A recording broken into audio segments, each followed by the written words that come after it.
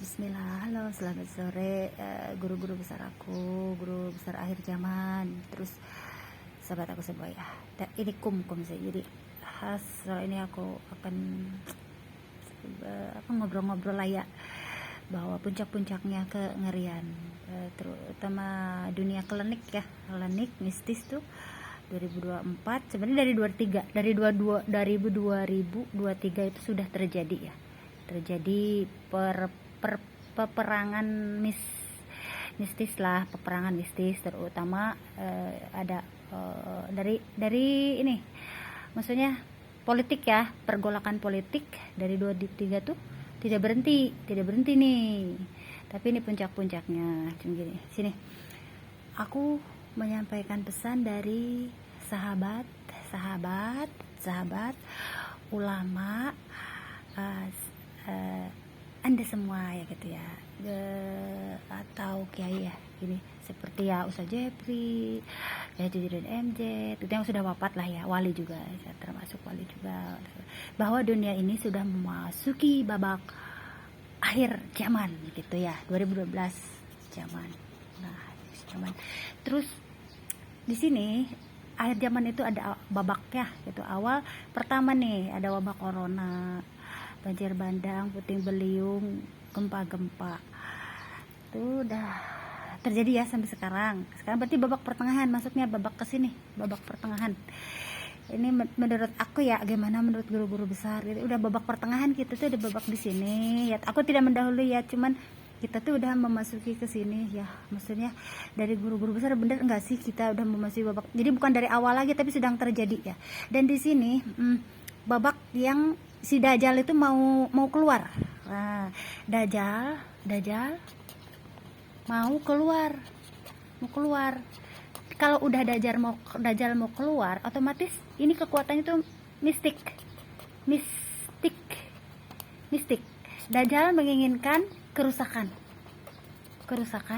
di muka bumi.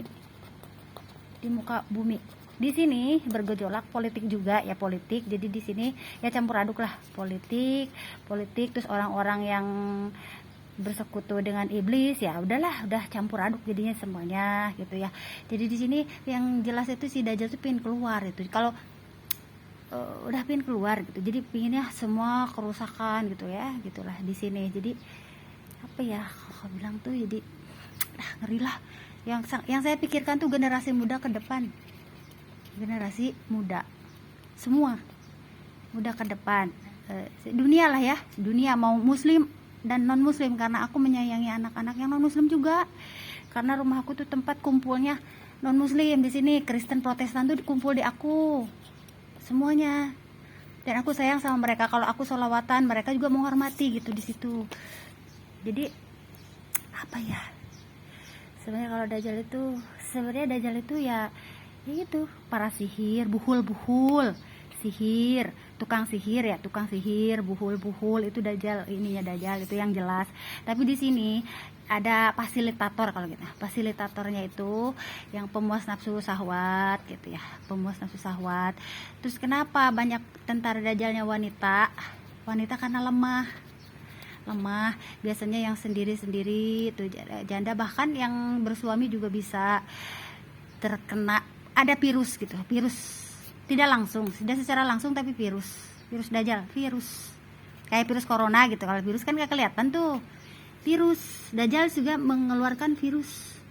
Dajjal mengeluarkan virus pada wanita gitu. Jadi sekarang tuh itu fase itu. Terus kalau virus corona ya, tapi nggak kelihatan kan virus corona juga. Virus corona tidak kelihatan. Nah, sama juga virus yang untuk merekrut